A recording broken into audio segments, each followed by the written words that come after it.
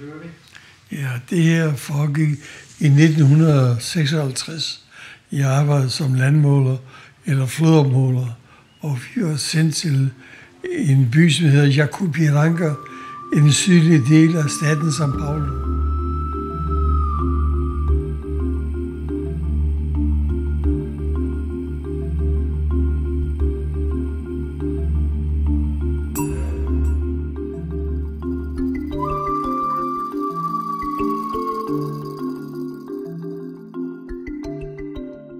Vi skulle opmåle en flod med samme navn, Jacupiranga.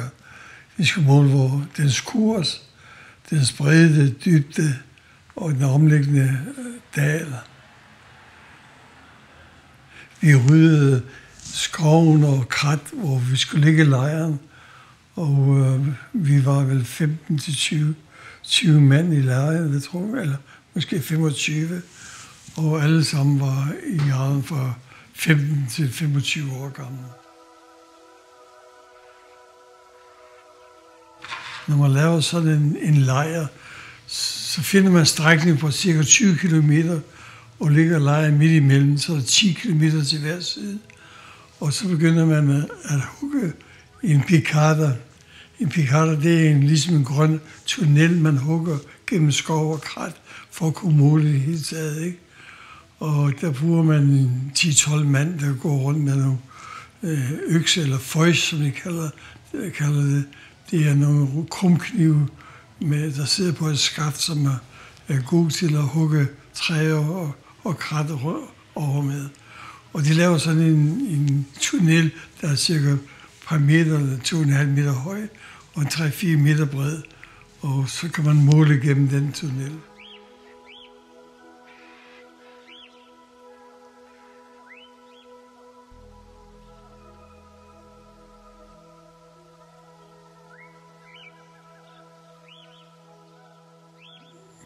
Men efter en måneds tid, så rejser vores ingeniør til Rio, og jeg, som var hans assistent, blev bedt om at lede lejren. Men det faldt ikke i Pedros smag. Pedro, han var en, som arbejdede som formand i lejren. Han var i slægt med ejeren langt ud, ganske lidt, men stadigvæk i slægt. Han blev sur over, at det ikke var ham, der havde fået lov til at lede lejren. Men det kunne han faktisk ikke, for han kunne hverken læse eller skrive eller regne ordentligt, så han kom slet ikke i betragtning. Men han var meget sur over det.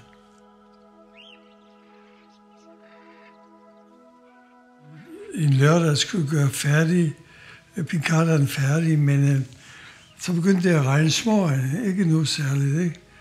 Og jeg mente, det var bedst, at vi fortsatte, indtil vi var færdige, fordi det kunne tage en times tid at blive færdig. Og det var varmt, og regnen betød ikke noget. Men Pedro, han var jo med. Han blev sur, og han gik og mumlede. Der var fandme ingen, der skulle sætte ham til at arbejde. Der er en, der var yngre end ham. Han skulle han nok bestemme. Og han mumlede videre, men alligevel han fortsatte, indtil vi blev færdige. Og vi blev færdige inden for en time, og gik tilbage til lejren igen. Pedro, han havde stiftet bekendtskab med en ung pige, som boede i nærheden i en lille landsby. Og han har lovet hende, at han vil fange en kurior til hende. En kurior, det er en lille sangfugl, som synger noget så dejligt. Men han kunne ikke fange nogen selv, og spurgte, om man kunne få min. Så jeg havde fanget en. Så sagde jeg, det kunne han godt. Vi fangede dem ved at sætte et bur op i skoven med en lokkerfugl ind i, og på den måde fangede vi den, ikke? Så han fik lov at få min fugl. Så næste morgen, eller mandag, da jeg skulle på arbejde, så sagde han til mig, om jeg kunne få lov at blive hjemme, fordi han blev forkølet på grund af regnen. Og skulle han nok fange en kurior til mig. Han havde fået en kurior til mig. Han havde fået min. Jo, det kunne han godt sige til ham, og så tog vi på arbejde. Da jeg kom hjem om aftenen der, var jeg godt træt. Vi havde gået over 10 kilometer tilbage. Og jeg satte mig på min seng og tager støvlerne af, og sad der og hvilede mig lidt, og klimtede lidt på en guitar, som jeg havde liggende på sengen, ikke? Og Peter, han kommer ind med fuglebue i hånden, og jeg spørger ham, om han har fanget en kulier. Han svarede ikke, han stillede den bare hen i hjørnet. Så går han hen imod mig og stiller sig op foran mig. Jeg sidder stadigvæk og klimper på gitaren. Ikke? Så stikker han hånden ned i lommen, så tager han en kniv frem. Jeg har set den kniv mange gange. Den sad han altid med ved bålet og slev på noget blødt træ. Og så når han rigtig skarpt, så skar han hårene af hans arme. Der var ligesom bare en barberkniv, jo, ikke? Og så går han hen mod mig, så åbner han kniven, så siger han til mig, der er nogen her i lejen, som er yngre end mig, som vil fortælle mig, hvad jeg skal gøre. Så siger jeg til ham, vi er alle sammen yngre end dig. Det vil jeg ikke blande mig i, sagde han. Ja, det er dig, dine hår, sagde han. Og så sløger jeg kniven op på min hals, ikke? Men jeg løftede gitaren op, så der røg ind i gitaren, ikke? Og så gav jeg brøl fra mig selvfølgelig. Og så kom Manuel ind, og jeg spurgte, hvor pokker der foregik. Så fortalte jeg ham det, og Peter han gik ud. Så vi blev så enige om, at vi blev nødt til at fyre Pedro, for han var for farlig her rundt i lejren, ikke? Så jeg går ud igen, og han kom hen mod mig. Jeg blev bare stående, fordi jeg var både større og stærkere end ham, så jeg var ikke overhovedet bange for ham. Ikke? Men pludselig så står han for mig, så ser kniven i hans hånd. Han havde gemt den ind i håndfladen, og så snitter han efter min mave. Ikke? Og jeg stikker armen ned, og kniven rammer mig i armen, ikke? Og ryger ind i maven. Og jeg smækker ham ind med min højre arm. Han ryger ind på teltvæggen, så står godt spændt og ryger tilbage mod mig. Så jeg er nødt til at bakke tilbage. Og på vej mod flodkanten, der ligger der en tynde, som vi har haft. Jeg tager den op for at kaste den på ham. Men min venstre arm, den duer overhovedet ikke. Der er ingen kraft i den, så det falder ud af hænderne på mig igen. Og han kom frem med mig som med kniven i hånden, som ordensyre.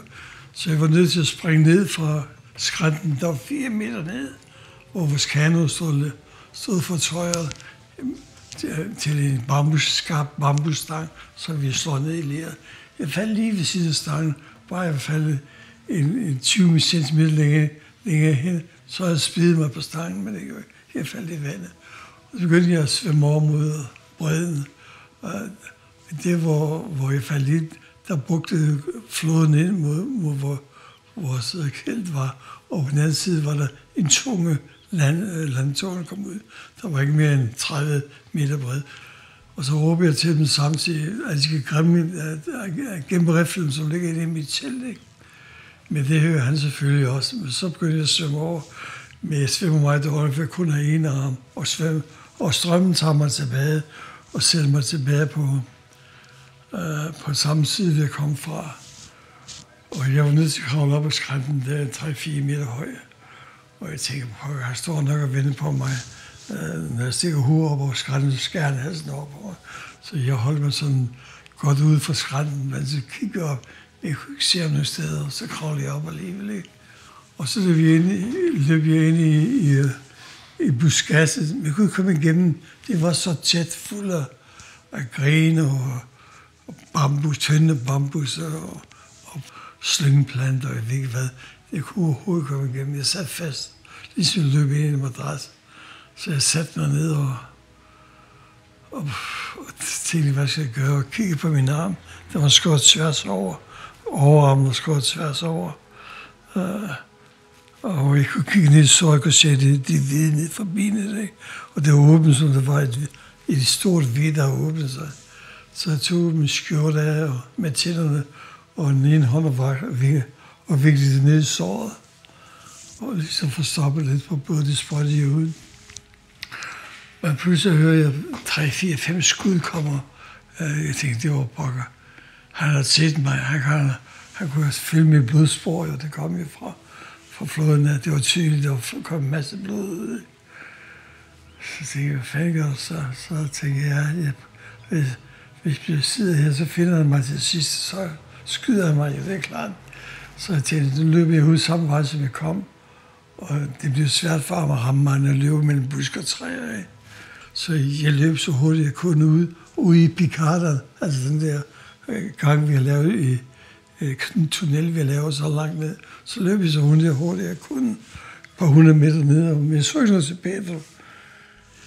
Så sad det lang tid og ventede på, hvad jeg skulle gøre.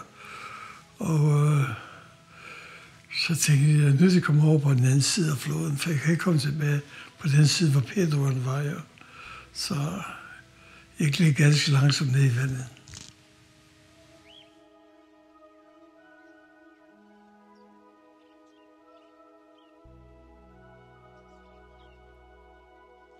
Det var bælmørkt, og jeg kunne ikke se, hvor jeg gik eller stod, og jeg kunne komme frem på nogen måder. Så jeg lagde mig ned på knæene og begyndte at kravle ind under buskene og mellem træerne så godt jeg kunne, men det gik meget langsomt. Og hele tiden var jeg bange for, at jeg skulle kravle hen over en slange, eller en skorpion, eller en alligator, ved jeg. Der var masser af alligatorer dernede. Men det var ikke noget at gøre. Jeg var nødt til at kravle frem, og jeg kravlede. Jeg ved ikke, hvor lang tid, men det var ret lang tid. Måske flere timer vi gået, tror jeg. Men jeg kravlede, og jeg kom frem til sidst op på vejen. Og så begyndte jeg at gå mod registret. Jeg gik måske 100 meter, så var jeg træt, så var jeg nødt til at sætte mig ned igen. Jeg var udmattet faktisk, ikke? Og jeg ved ikke, hvor længe tid, lang tid jeg sad der med sådan lang tid. Og pludselig så 2 billygter kom ind over broen, ikke? Og da den kom ud for mig, så vinkede jeg den ned, ikke? Det var en lastbil, ikke? Men jeg kørte lige forbi mig. Så jeg tænkte, det er nok fordi, de kan se, at jeg er blodet over det hele. Forrevne, ingen skjorte på, og ingen støvler. Bukserne er revet, og blodet løb over det hele. Ikke? Så den kørte bare videre, så tænkte jeg, der er ikke noget at gøre ved det. Så jeg begyndte at gå igen. Men 200 meter længere fremme, så stopper bilen alligevel. Og jeg går hen til den, og jeg vakler næsten derhen, vil jeg sige. Jeg åbner døren der, og så inde i vognen sidder så min formand, Manuel, som han hed. Og han siger til mig, at vi så godt at stå og vinkede. Men vi stoppede ikke, fordi Pedro han sad over på den anden side af broen med riffel over knæene og ventede på dig, sagde han, ikke? Så vi kørte bare forbi dig, for vi ville ikke være for tæt på dig. Det var derfor, vi ikke stoppede. Jeg løb en halv time siden, så var vi inde ved hospitalet.